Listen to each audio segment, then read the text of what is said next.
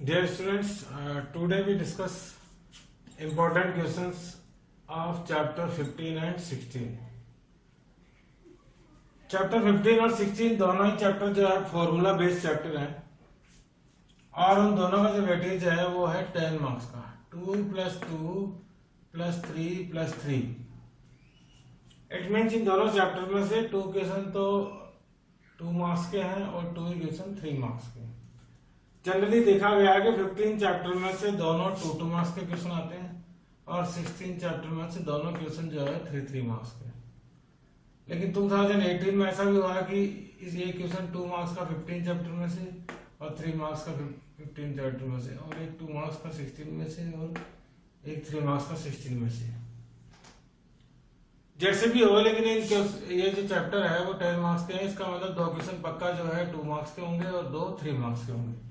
और जो दोनों ये 4 क्वेश्चन जो है वो दोनों इन चैप्टर 15 और 16 में से होंगे. और मैंने जैसे बताया आपको फॉर्मूला बेस्ड चैप्टर है.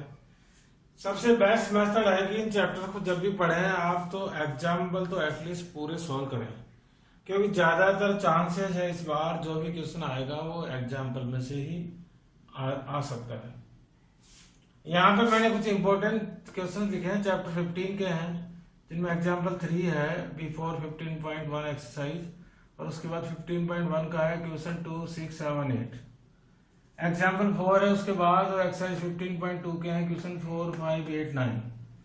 एग्जाम्पल 11 है और उसके बाद 15.3 के क्वेश्चन है 3, 4, 5, 7, 8, 9, 10. जब भी ये क्वेश्चन होगा तो इनमें से ये क्वेश्चन ज्यादा इसलिए ले लेंगे कि एक डायग्राम बेस्ड क्वेश्चन है जिनमें हमें साइडेड पोर्शन का रीजन पता करना पड़ता है. तो एक क्वेश्चन साइडेड रीजन का जरूर आता है, इसलिए ये सारे क्वेश्चन जो है वो साइडेड रीजन वाले हैं, तो इनको जरूर हम सॉल्व करें. चैप्टर 16 जो है उसमें एग्जाम्पल 8 और उसके बाद 16.1 का 1, 3, 4, 6, 7, 12 है. एग्जाम्पल 3, 5, 6 है. उसके बाद 16.2 जो है उसके 4 और 5 क्वेश्चन हैं. एग्जाम्पल 11 है. उसके बाद 16.3 के 1, 9, 11, 12 और 13 है. ऐसे एग्जाम्पल 14 है. फिर 16.4 के एक्सरसाइज का क्वेश्चन 1, 7, 8, 12 और 13. मिसलेनियस एक्सरसाइज भी है 16 में और उसके क्वेश्चन 5, 9, 10 और 13 है. As our mission is 100 out of 100 in maths, तो हमें कुछ भी चीज छोड़नी नहीं है. इससे पहले भी जिन मैंने इंपॉर्टेंट क्वेश्चन डिस्कस किए हैं चैप्टर 14 तक, और इंपॉर्टेंट क्वेश्चन इस तरह से बनाए गए हैं कि पूरा चैप्टर कवर हो. लेकिन फिर भी आपको पता है हमें अगर 100 आउट ऑफ 100 लाने हैं तो हमें एक भी चीज नहीं छोड़नी है. सारे क्वेश्चन और एग्जाम्पल हमें सॉल्व करने हैं, because we have sufficient time. हमारे पास इतना कम टाइम नहीं है कि हम केवल इंपॉर्टेंट चीजें पढ़ें या कुछ चीजें स्किप कर दें. हमारे पास बहुत टाइम है, तो हम चाहें तो सारे क्वेश्चन और सारे एग्जाम्पल भी सॉल्व कर सकते हैं ताकि एक भी चीज छूट नहीं जाए. लेकिन फिर भी कुछ लोग जो है अगर इन सबको क्वेश्चंस को भी करते हैं तो एटलीस्ट आई थिंक कि आपके सारे टॉपिक जो है कवर होते हैं. अब जैसे कि हमने बात की जो 15 और 16 है वो एग्जाम जितने भी क्वेश्चंस हैं वो सारे फॉर्मूला बेस्ड हैं. जब हम क्लास में होते हैं तो मैंने कुछ स्टूडेंट्स को देखा है कि कोई क्वेश्चन जब उनके सामने आता है तो वो क्या करते हैं, पीछे का पेज टर्न करते हैं, वहां पे सारे फॉर्मूले सीरियल वाइज लिखे हैं, उसमें से फॉर्मूला देखते हैं, फॉर्मूला अप्लाई करते हैं, वैल्यूज पुट करते हैं और आंसर फाइंड आउट कर लेते हैं. और जब हम उनसे पूछते हैं you have practice, yes sir, तो वो बिल्कुल ही गलत प्रैक्टिस है. क्योंकि when we ask them about the formula, what is the formula of sector, what is the formula of volume of the cylinder, तो they can't answer. It means अगर आप प्रैक्टिस फॉर्मूला देख देख के कर रहे हैं तो आपको कोई मतलब नहीं है. इस चैप्टर के 10 मार्क्स जब भी स्कोर होंगे जब आपको 15 और 16 चैप्टर के दोनों के टोटल फॉर्मूला बाय हार्ट जो है पता होंगे. आपको इनको लर्न नहीं करना है. जब आप ईमानदारी से 15 और 16 चैप्टर की प्रैक्टिस कर लेते हैं तो आपको वो फॉर्मूला अपने आप ही जो है वो रिकॉल हो जाते हैं. और इससे पहले आपने सारे फॉर्मूले लर्न भी किए होंगे, लेकिन एक बार प्रैक्टिस जब करेंगे. अब हम डिस्कस कर लेते हैं. जैसे चैप्टर 15 की बात करें तो उसके अंदर जो फॉर्मूला है वो है circumference of circle. Circumference of this circle का फॉर्मूला जो है वो क्या है 2 पाई r. उसके बाद है area of the circle. Area of the circle का फॉर्मूला जो है वो है पाई r स्क्वायर. अब हम बात करें एरिया ऑफ सेमी सर्कल। तो आपको पता है सेमी सर्कल का एरिया जो है वो सर्कल का हाफ होगा, तो वो हो जाएगा हाफ पाई आर स्क्वायर या पाई आर स्क्वायर अपॉन 2। ऐसे हम सरकमफेरेंस बात करें सेमी सर्कल की, सरकमफेरेंस ऑफ सेमी सर्कल, तो वो आएगी पाई आर। अब यहाँ पे मैं आपको ये बता दूं, सेमी सर्कल ये फॉर्मूला जब ये अप्लाई होगा जब सेमी सर्कल किसी फिगर के साथ बना हो, जैसे ऐसे बना हो, और हमें इसकी बाउंड्री पता करनी हो, तब ये फॉर्मूला अप्लाई होगा। लेकिन अगर अकेला कोई डिस्क का क्वेश्चन है और वहां पे अगर सेमी सर्कल बना हुआ है, तो उस समय इस सेमी सर्कल की ये बाउंड्री जो हो गई वो हो गई है पाई आर, और ये लेंथ भी काउंट होगी अगर सिंगल सेमी सर्कल है तो, और इसको बोलते हैं हम 2r। मतलब जो फॉर्मूला आएगा वो आएगा पाई आर प्लस 2r। ये आपको ध्यान रखना है। जब सिंगल एक क्वेश्चन होता है कई बार कि एक डिस्क है जो कि इसके शेप में है सरकमफेरेंस की, फाइंड द लेंथ, तो आपको पता लेंथ में ये और ये दोनों काउंट होंगी। लेकिन अगर सेमी सर्कल किसी फिगर के साथ बना हुआ है, जैसे कि यहाँ पे रेक्टेंगल या क्यूबॉइड के साथ और रेक्टेंगल के साथ एक सेमी सर्कल बना हुआ है, तो उस समय केवल और केवल क्या यूज होगा, पाई आर। ऐसा एक क्वेश्चन है आपकी बुक में जिसमें पाई आर और 2r फॉर्मूला यूज हो रहा है। उसके बाद जो टॉपिक आ रहा है इसमें है area between two concentric circles. To concentric circle होते हैं the circle formed by the same centre, और हमें बताना है ये जो सेम एरिया जो इनक्लोज है in between the two circles.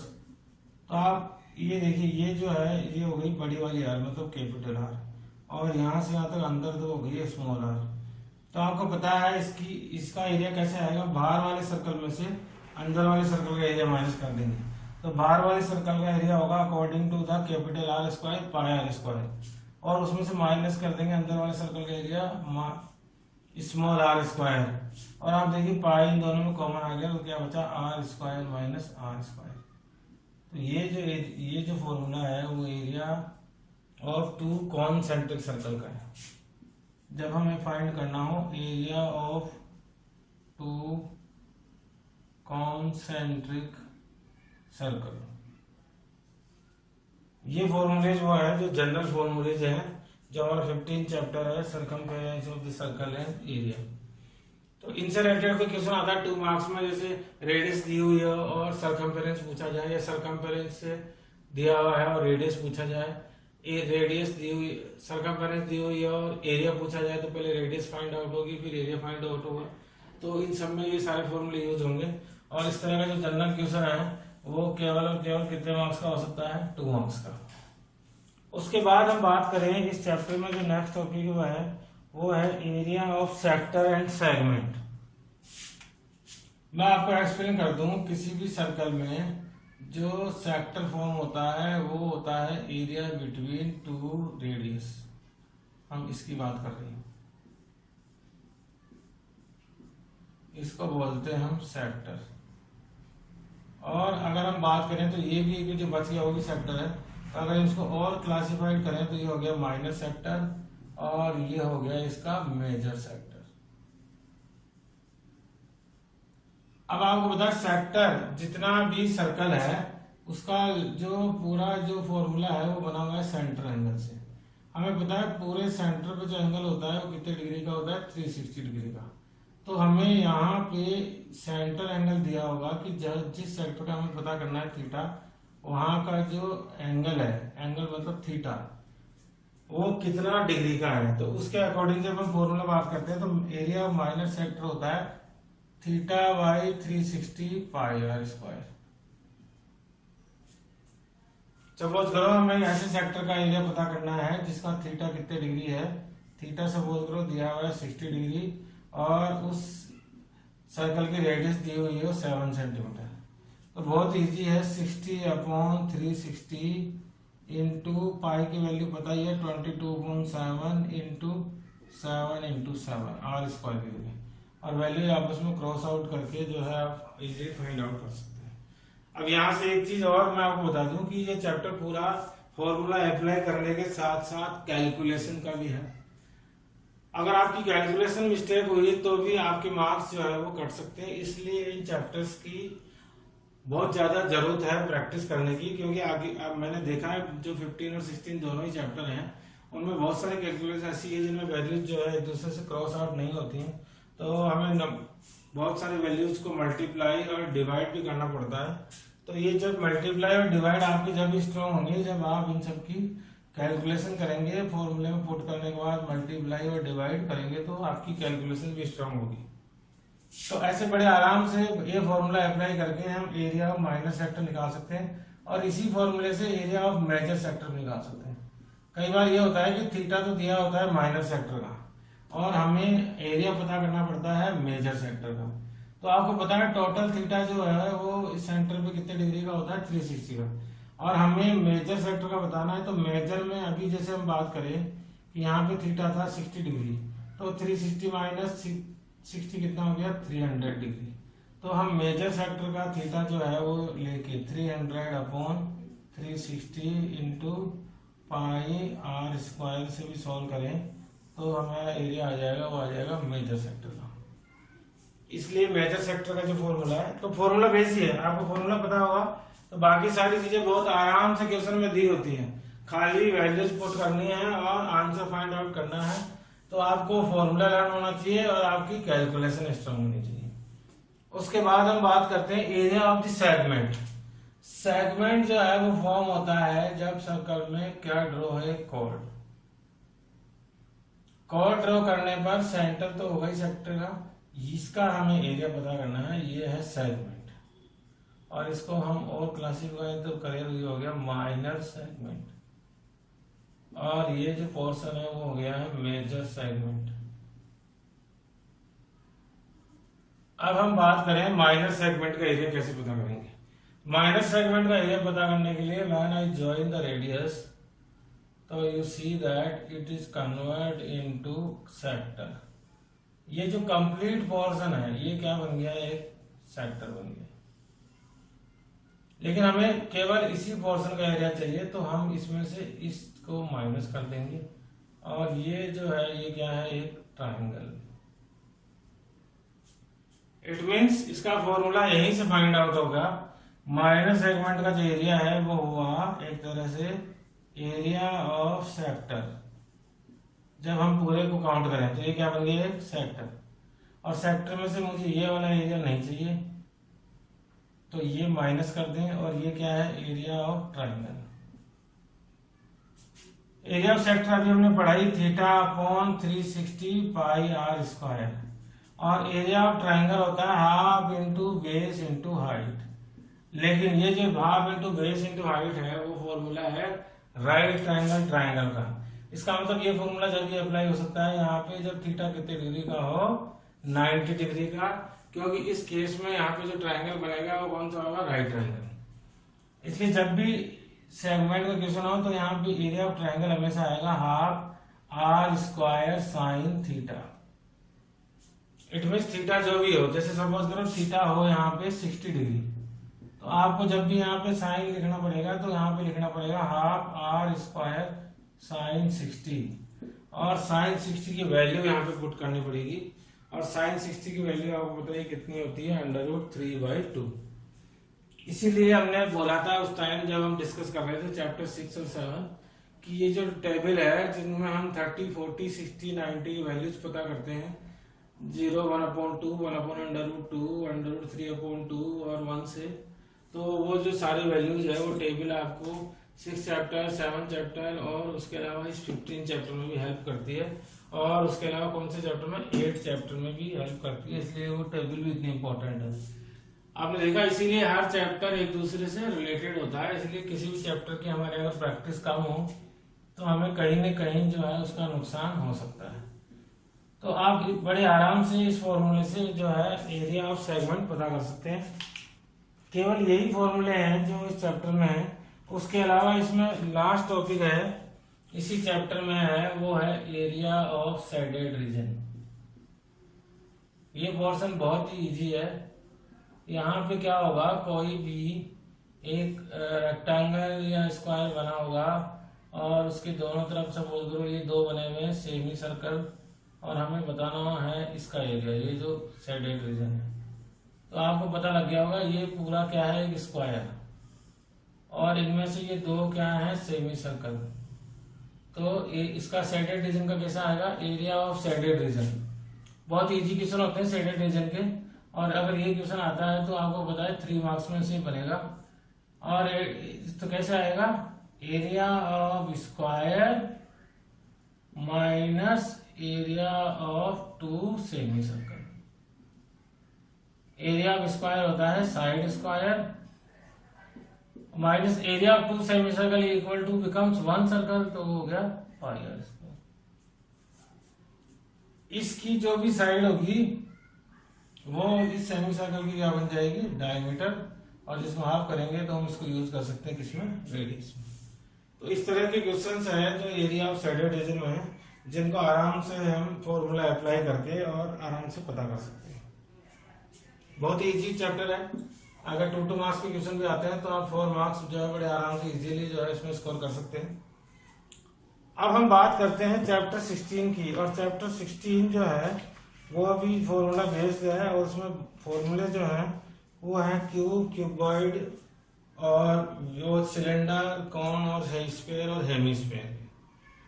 अगर हम रिकॉल करें क्यूबॉइड को, तो क्यूबॉइड का CSA कोई बता सकता है, व्हाट इज द CSA क्या होगा क्यूबॉइड का। Cuboid is a 6 dimensional figure. अगर हम सबसे पहले TSA की बात करें, सबसे पहले तो TSA की बात करते हैं, तो TSA होगा 2LB plus BH plus LH।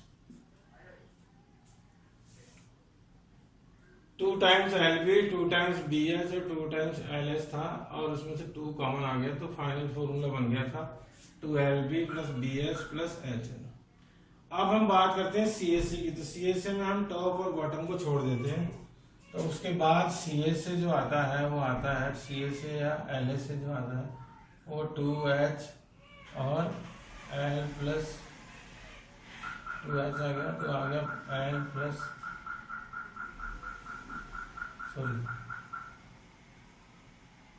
B, L plus B।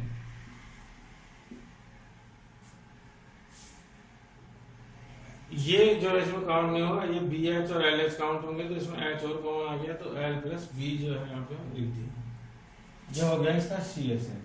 उसके बाद हम बात करें इसके वॉल्यूम की, तो वॉल्यूम होता है L into B into H।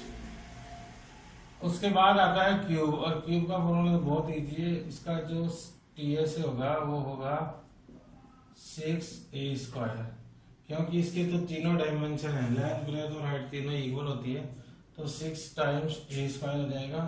CSA जो इसका हो गया वो हो गया 4A स्क्वायर, और इसका वॉल्यूम जो होगा वो होगा A क्यूब। उसके बाद हम बात करें सिलेंडर की, तो सिलेंडर का जो CSA है वो आएगा 2 पाई RH, और TSA जो आएगा वो आएगा 2 पाई R और R प्लस H, और उसके बाद जिसका वॉल्यूम है वो वॉल्यूम होगा पाई R स्क्वायर H। ऐसे हम रिकॉल करें फॉर्मूला ऑफ कॉन, तो कॉन का जो CSA है वो होता है पाई R L, और TSA जो होता है वो होता है पाई R और R प्लस L। उसके बाद जिसका वॉल्यूम जो होता है, इसको आप यहाँ से याद कर सकते हैं, इसके वॉल्यूम का, सिलेंडर के वॉल्यूम का होता है 1/3, तो 1/3 पाई R स्क्वायर H। यहाँ पे एक चीज और रिकॉल कर ले, स्लैंट हाइट L जो है कैसे फाइंड होगी, √R square plus H square के फॉर्मूले से। उसके बाद हम बात करें तो हम बात करें स्फीयर और हेमीस्फीयर की। तो स्फीयर का जो फॉर्मूला है वो बहुत इजी है, उसका तो TSA और CSA दोनों ही सेम होते हैं, और वो होता है 4 पाई R स्क्वायर। और यहाँ पे जब हम इसके वॉल्यूम लिखें तो उसका वॉल्यूम होता है 4/3 पाई R क्यूब। ये अकेला फॉर्मूला है जिसके अंदर R के साथ क्यूब है, तो आपको ये ध्यान होना चाहिए, ऐसे आपको याद भी आ जाना चाहिए कि क्यूब जो है केवल किसके फॉर्मूले में, स्फीयर और एक और आएगा हेमीस्फीयर, उसमें भी है। तो हेमीस्फीयर जो है, hemisphere is half of sphere, लेकिन इसमें सी ए से और टी ए से दोनों का फॉर्मूला अलग अलग है। सी ए से होगा 2πr² और टी ए से इसका होगा 3πr², और वॉल्यूम होगा हाफ ऑफ द स्फीयर, मतलब 2/3πr³। ये सारे फॉर्मूले हमें पता होंगे तो हम बड़े आराम से चैप्टर 16 जो है बड़े हंसते हंसते कंप्लीट कर पाएंगे। इसके अलावा जो है आप देखिए कि जो भी हमने यहाँ पे डिस्कस किए हैं उन्हीं फॉर्मूले पे, उसके अलावा एक क्वेश्चन हो सकता है कि वॉल्यूम पहले से दिया हुआ हो और हमें आर दिए हुए एच पूछे तो भी सेम फॉर्मूला लगेगा। ऐसे ही पहले सी ए से दिया हुआ हो और फिर हम और एल दिए हुए और आर पूछे तो भी यही फॉर्मूला अप्लाई होगा।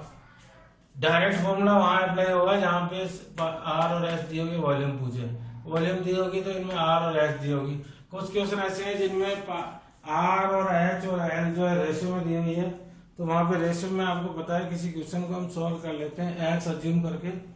सपोज करो आर रेडियस और हाइट का रेशियो दिया हुआ है 2:3, तो यहाँ पे हो जाएगा 2x और 3x, और इसको x को फॉर्मूले में रख के अगर हम x की वैल्यू फाइंड आउट करेंगे तो जो 2x होगी वो रेडियस हो जाएगी और जो 3x होगी वो क्या हो जाएगी, हाइट हो जाएगी।